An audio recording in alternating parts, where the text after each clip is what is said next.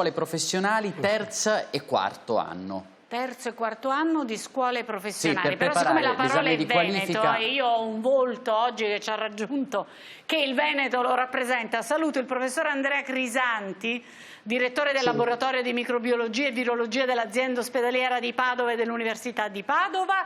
Ben trovato professore, era un po' che non ci vedevamo. Come sta? Bene, lei? Abbastanza bene, ce la caviamo, compatibilmente con la stanchezza di questi mesi, ma se lo dico io immagino quello che può dire lei, diciamo.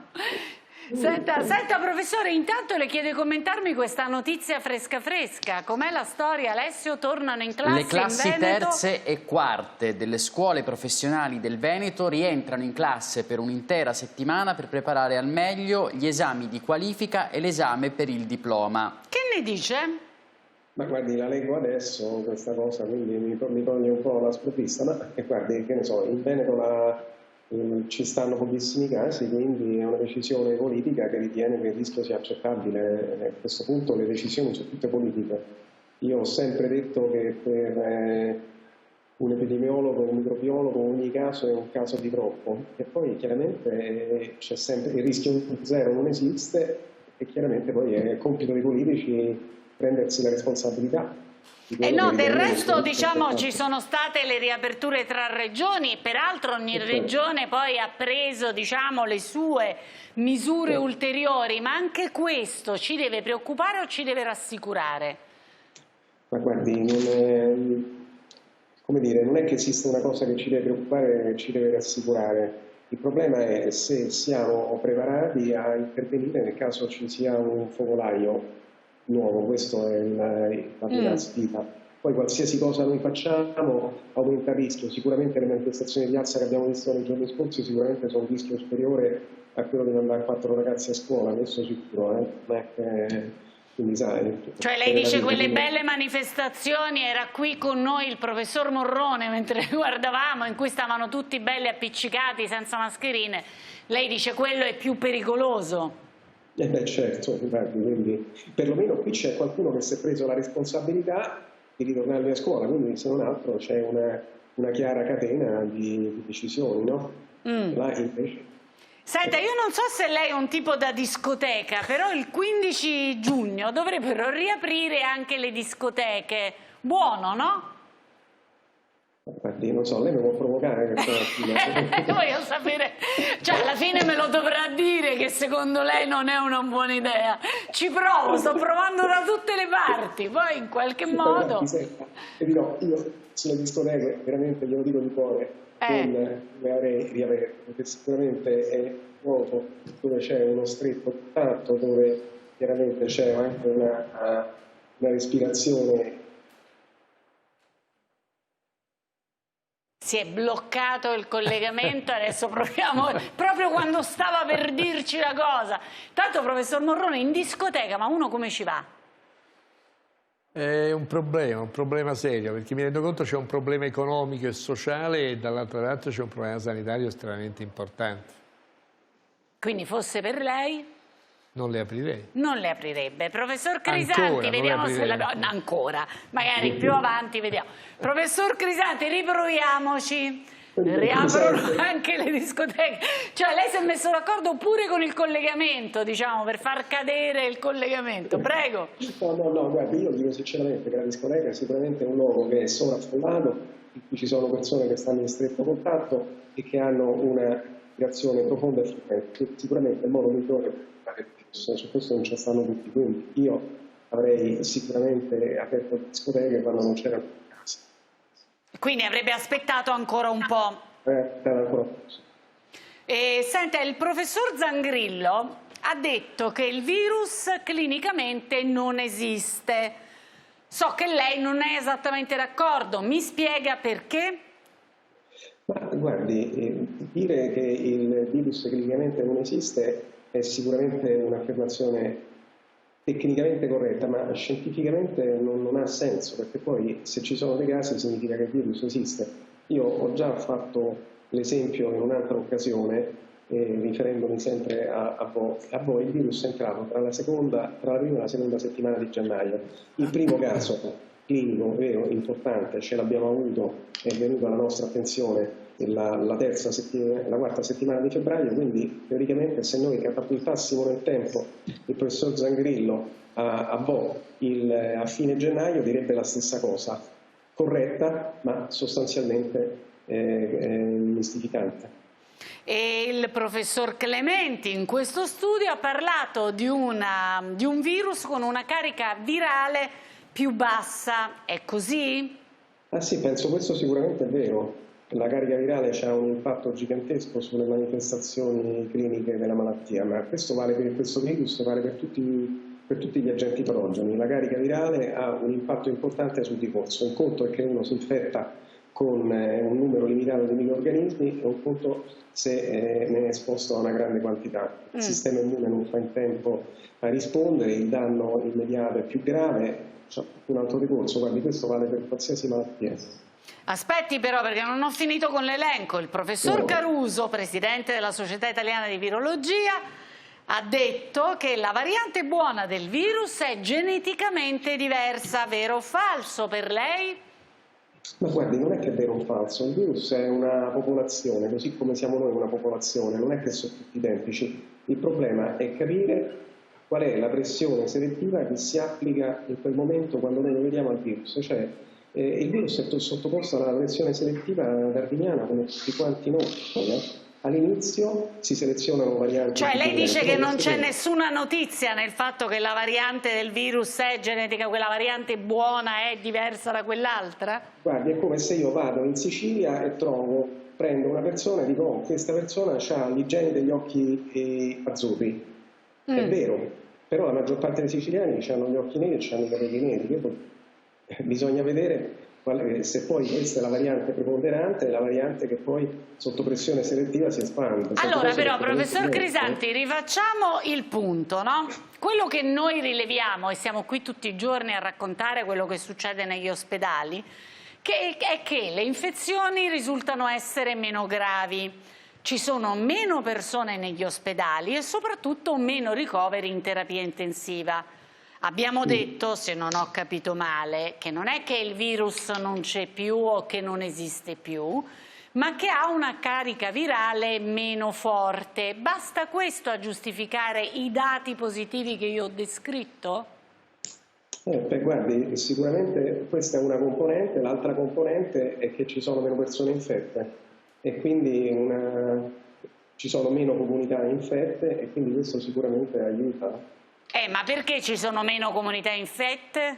Ma noi siamo stati 2 mesi e mezzo in lockdown, un impatto ce l'ha avuto. Perché c'è stato il lockdown. Certo, e quindi adesso che abbiamo riaperto tutto e torniamo al punto, che ci dobbiamo aspettare? Adesso se non ci aiuta il tempo, sportivamente stiamo dando un'opportunità al virus. Sportivamente stiamo dando un'opportunità al virus? Cioè siamo un po' disinvolti, diciamo. Lo prenda così, insomma, comunque se non ci aiuta il tempo, sicuramente questa è la situazione. Allora, ascolti, mi dice test, se io le dico test sierologici, a lei cosa viene in mente? Una buona cosa?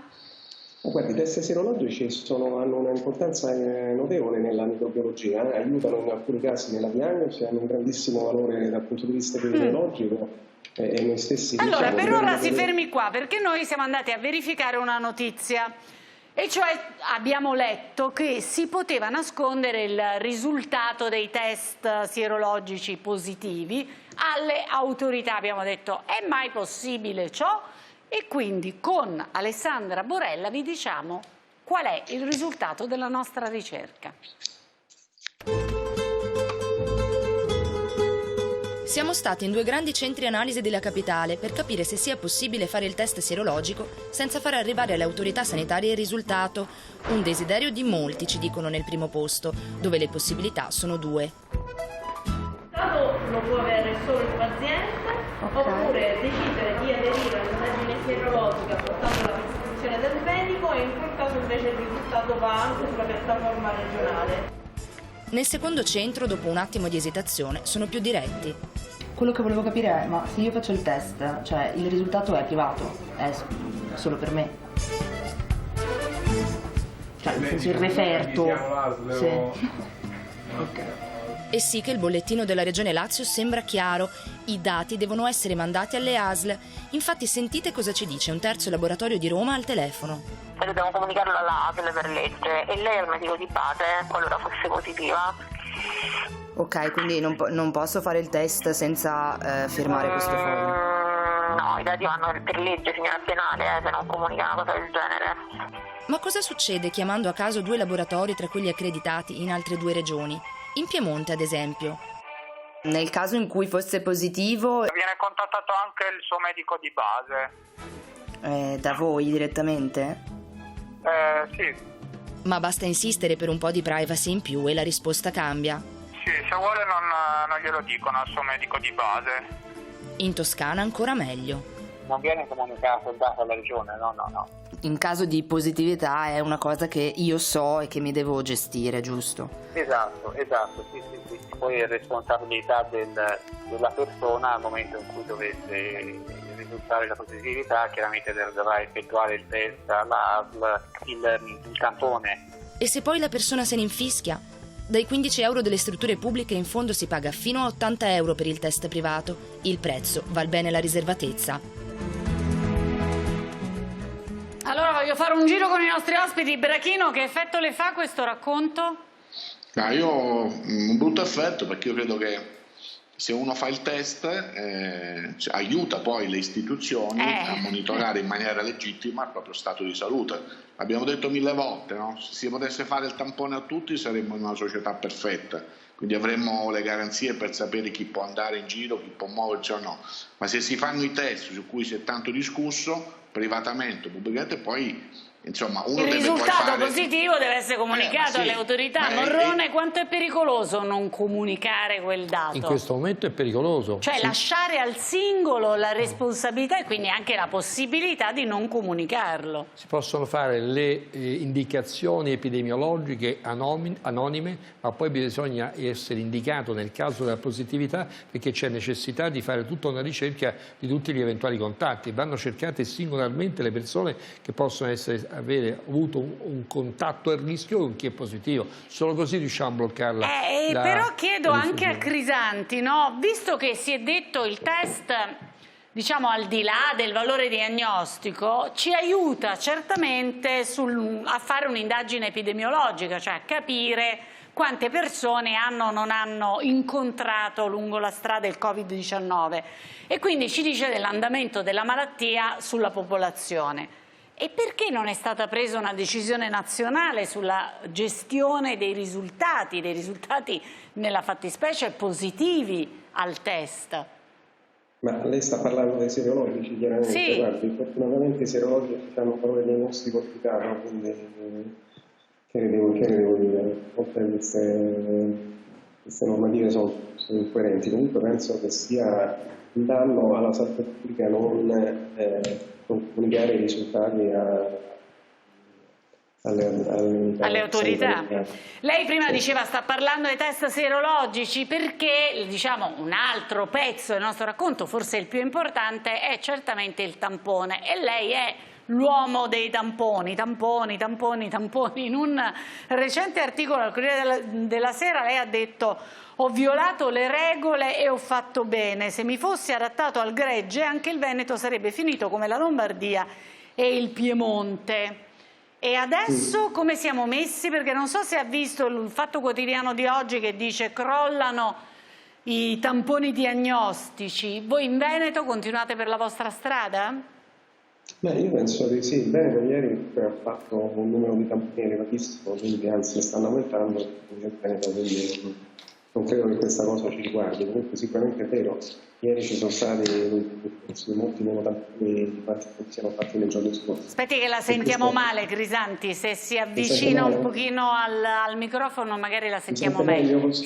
Sì, grazie. No, dicevo sì, sicuramente si sono fatti tutti i tamponi dei giorni scorsi e questo è un problema perché c'è una visibilità su quello che è il tipo di casi.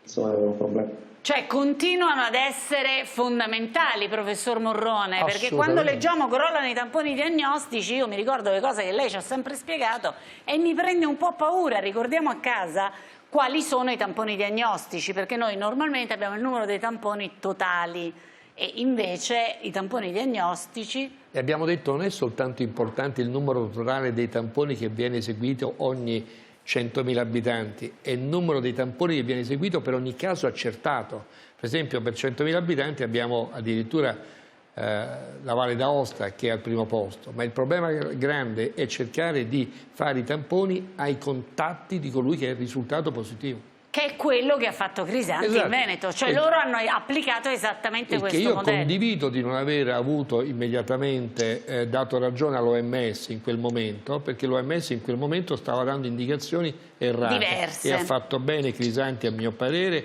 ad avere un'opinione diversa e invece a fare tantissimi tamponi. Ho capito, dopodiché però no, aiutatemi perché io mi perdo. Se abbiamo capito che sono importanti questi tamponi e invece anche ieri numero minimo di contagi, credo 177, e però 3.000 tamponi. E forse sono tamponi generali, quindi ci sono dentro sia i diagnostici sia quelli di controllo. E allora chiedo anche a Brachino, non è che per caso stiamo giocando a fare pochi tamponi così risultano pochi contagi? Vedo la faccina di Morrone che fa sì con la testa e poi su questo voglio sentire anche Crisanti. Io dico, su questo non posso darti una risposta perché... No, perché a me farebbe un po' paura, no? Se ci nascondiamo con la testa nella sabbia, cioè la logica dello struzzo... No, questo sono d'accordo. Io per esempio quando c'è stata la polemica tra Regione e Fondazione Gimbe ho detto che se aveva ragione la Fondazione Gimbe non prendo parte, Fontana si doveva dimettere, e se aveva ragione Fontana la Fondazione Gimbe perde di qualsiasi autorevolezza. In realtà però quel dibattito, se mi permetti così ti rispondo, lo metto dentro una proliferazione oramai di comunicazione su questi termini. Tu parlavi prima di maggioranza e opposizione, ma mi sembra che neanche nelle comunità scientifiche ci sia un accordo su che cosa fare, su che cosa dire esattamente agli italiani. Infatti è molto pericoloso questo, perché poi se alla fine si ha la percezione di un trucco, di un modo di gestire le cose però qui attenzione Claudio, perché qui non stiamo parlando di quello che dice o non dice la comunità scientifica.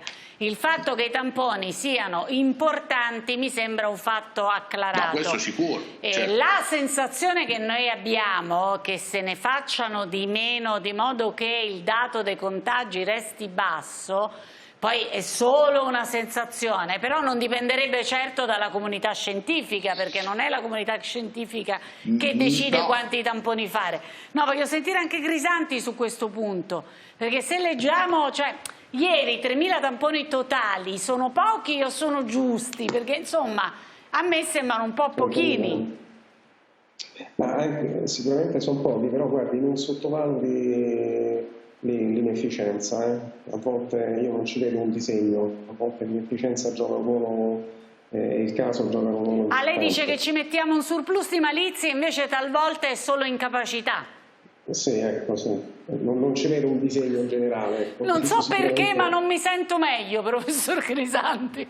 Cioè non mi dà consolazione, mettiamola così. Aspetti che voglio aggiungere il terzo tassello. Abbiamo parlato di tampone, abbiamo parlato di test sierologici.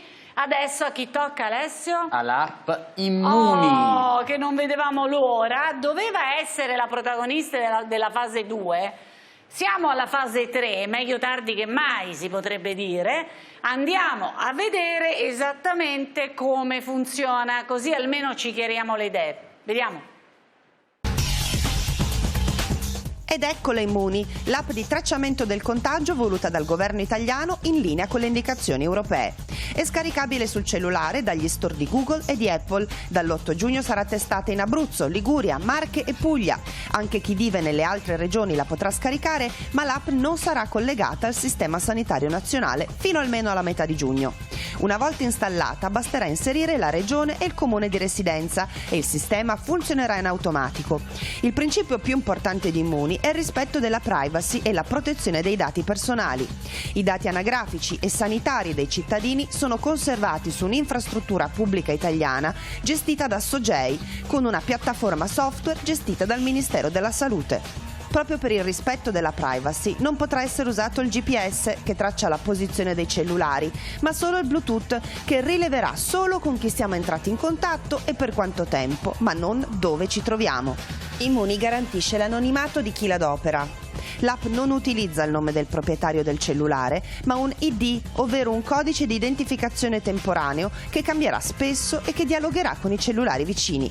Scaricare Immuni non è obbligatorio, ma è allo studio una campagna di sensibilizzazione e incentivo al download, perché più persone la utilizzano, più l'app è efficace. Ma come funziona? Immuni è composta da una parte diagnostica formata da un diario clinico digitale dove annotare le proprie condizioni di salute e i sintomi compatibili con il virus. E poi c'è la parte di mappatura dei contatti. Una volta installato Immuni, l'app entra in contatto con tutti i cellulari vicini al mio nel raggio di 1 metro. Se dovesse risultare positivo al Covid-19, gli operatori sanitari potrebbero risalire a tutti i cellulari entrati nel perimetro del mio, capendo anche per quante volte e per quanto tempo è durato il contatto.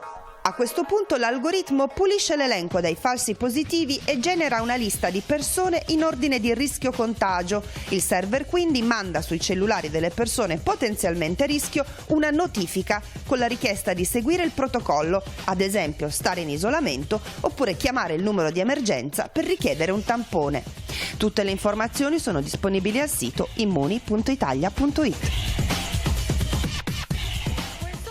Sappiamo tutto, come ci veniva raccontato da Margherita Costa. Sono 4 le regioni al momento, la Puglia, l'Abruzzo, le Marche e la Liguria. Chiedo al professor Morrone, ma adesso serve o serviva prima?